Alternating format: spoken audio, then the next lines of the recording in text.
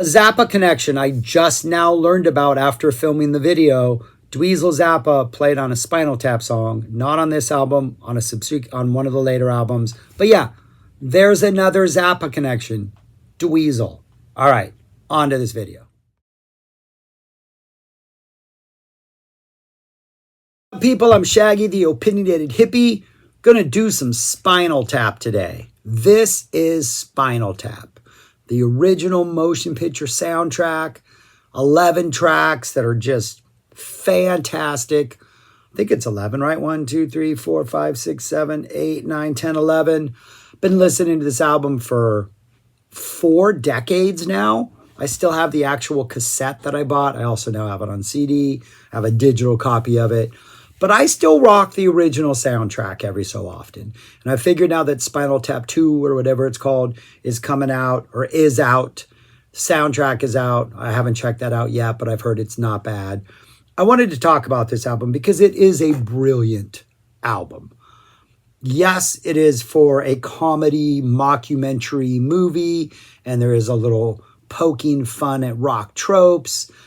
But I think it's done so incredibly well that we almost verge into like Ween territory, where the songs themselves can hold up, can stand up on their own. But at the same time, you're like, oh, that is an obvious sort of like Beatles.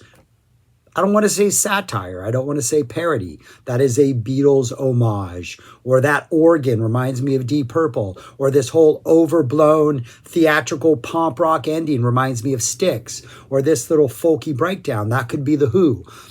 Or the doom that they seep into on a couple tracks, that could be Black Sabbath. There are a lot of musical touches that are like, come from people who understand rock music, know how to play rock music, and wrote 11 great songs. What I'm going to do, just to make this interesting for myself, is I'm going to rank them from 11 to 1, the ones I think are from my least favorite to my most favorite. I'll put the list up on the screen when I'm done. But I will say this, I think all of these songs are good. My number 11 is not a bad song. I think it's just my least favorite of the other 10. Simple as that. I'm sure you will have a different opinion as mine. But during the course of ranking them, I'm going to try to give you my reasons why. But then also lavish praise on each of these songs because they're each pretty fantastic songs. If you enjoy the movie and like the movie and have never listened to the soundtrack, I do recommend that you check it out. I do think it stands on its own as an album. It is sort of like a Ween light. It's definitely not a Weird Al type parody thing. I mean, maybe even a little Zappa-esque at times. Oh, the connection with Zappa, they both played on Saturday Night Live. My original connection was when I added Spinal Tap to the list when I reviewed Man from Utopia way back when, because I think Sex, the Zappa song on Man from Utopia, sounds like a Spinal Tap song that didn't make the cut. I do not like that song. So anyways, yeah, let's do this. 11 songs, the original soundtrack, not the reissues that have some weird Christmas bonus track on it. The original 11, all of which appeared in the movie, one of which was on that radio. I think Cups and Cakes was on the radio. And then one of them did not appear in the movie at all. I don't think America is anywhere in the movie, if I'm not mistaken.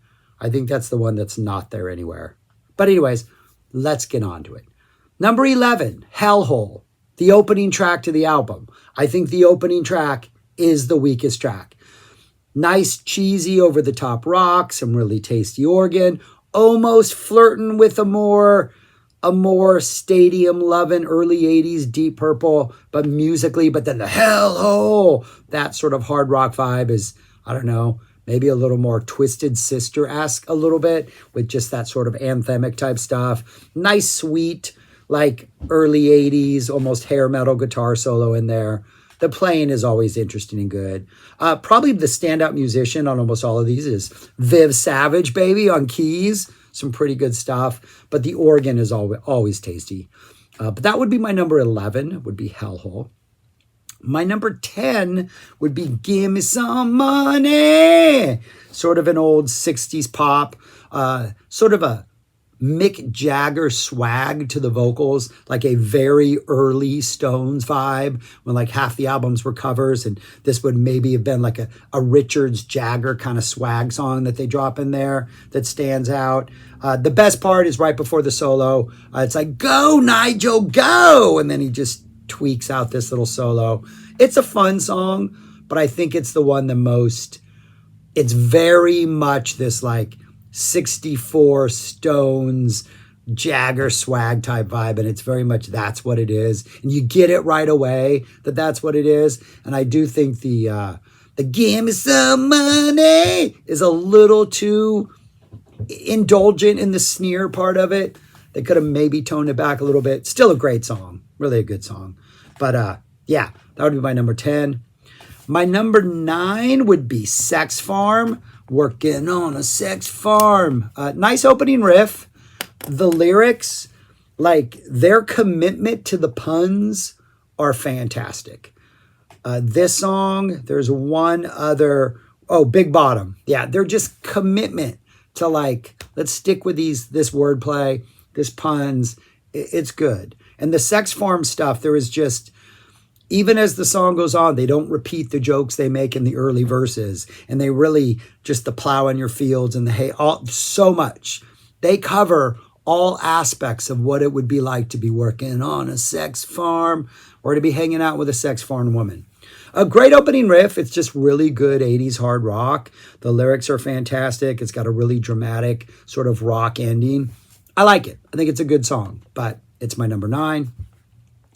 My number 8 would be Heavy Duty, which has this awesome big drum riff with this slink kind of nasty slow riff that follows. This one is very kind of doomy, some nice Sabbath energy coming in here.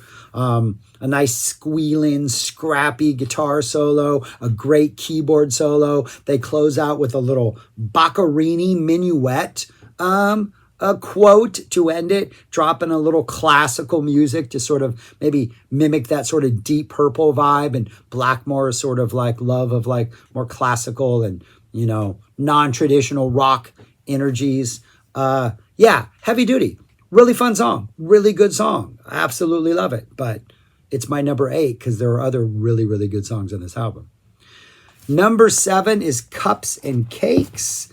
Very 60s pop, sweet, almost like the 60s British chamber pop type thing. Super innocent, more like Paisley pop, that kind of thing. Something that maybe Dukes of Stratosphere, the XTC sort of 60s homage alternate band would do. Some Beatle-esque horn comes in that reminds you of like a Penny Lane type thing. But it's a very, very innocent, pure, early Spinal Tap in the 60s before they got heavier. But a very just, I think it's a little more fleshed out than Give Me Some Money, though they're both very obviously of that age and very, not one note, but you know what they're going for. I just think there's maybe a couple more layers in this one.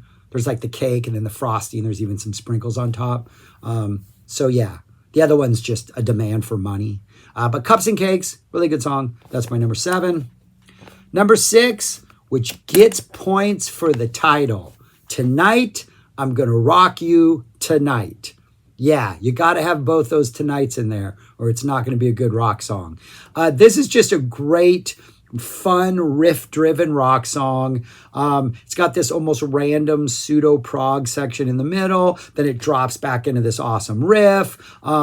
Very almost Cheap Trick, like Cheap Trick at their early kind of, we know we're a rock band and we know we have to play these anthems and we're going to lean into the sort of the indulgent silliness of it. Tonight, I'm going to rock you tonight. I'm going to rock you tonight. Just some really awesome vibe.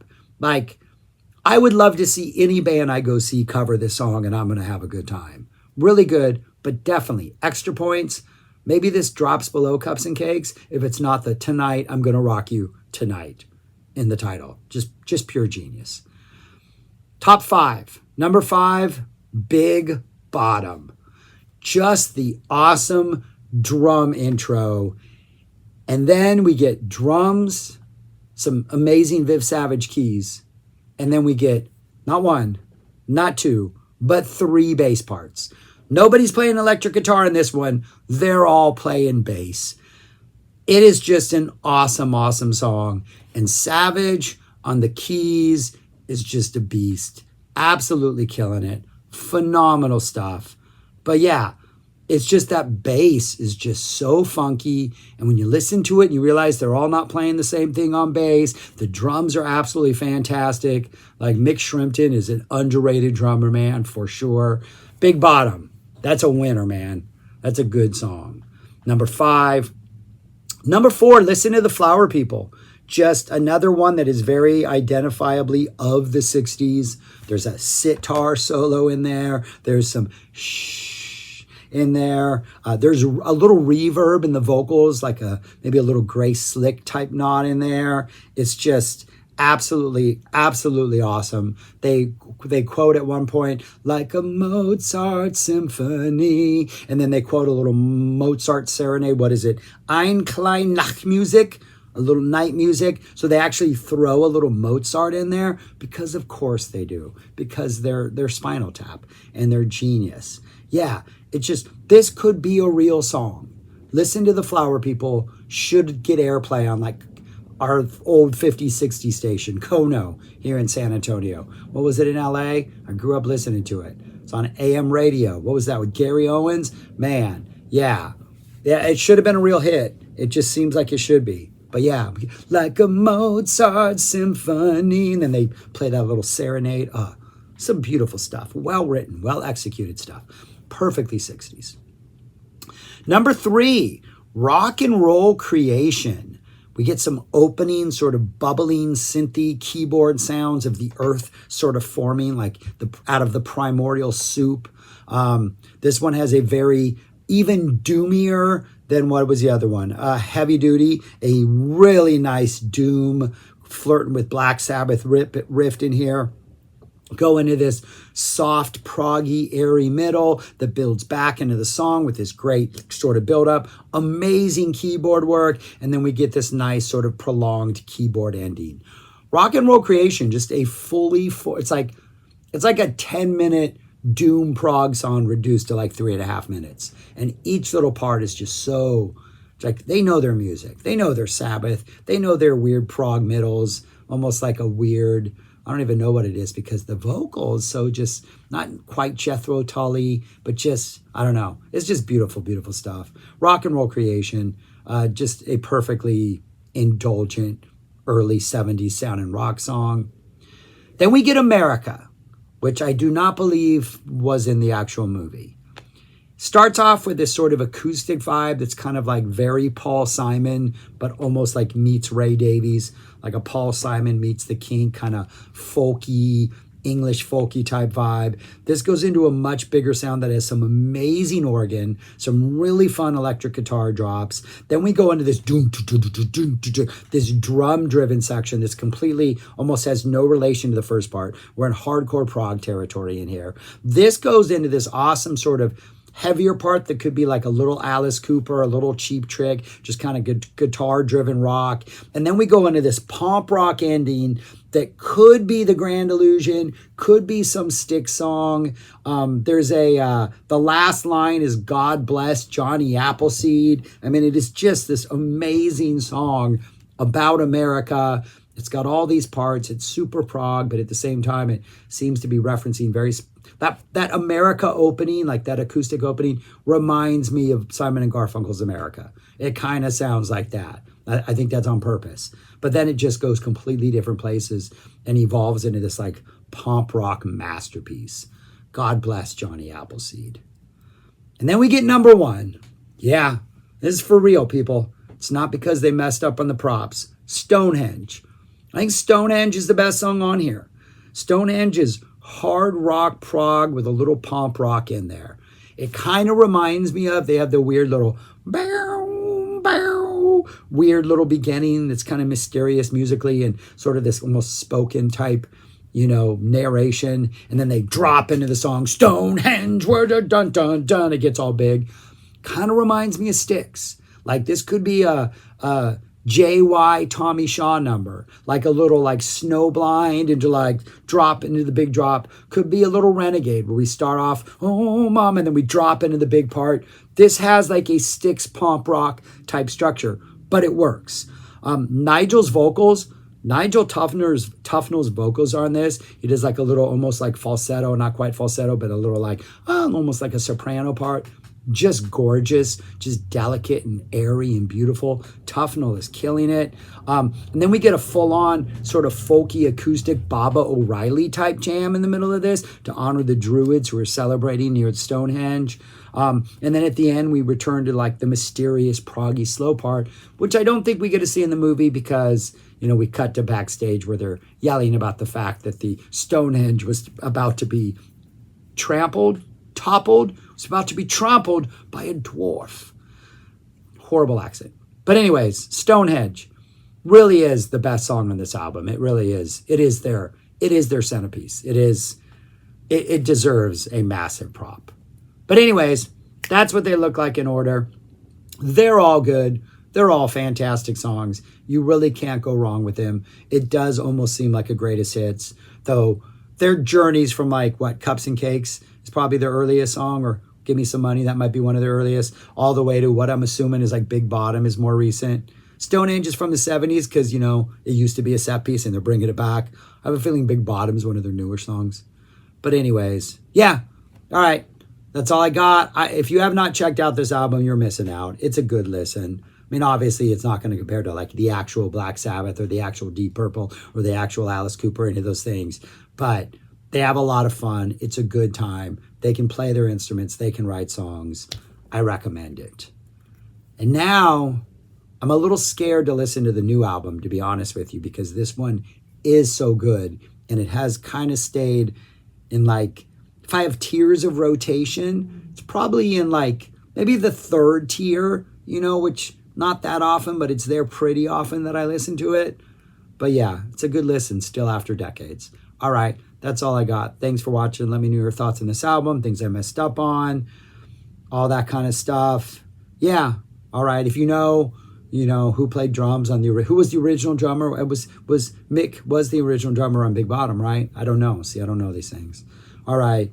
I don't have their deep catalog, just this album. All right. That's all I got. Thanks for watching. Peace. Talk to you later.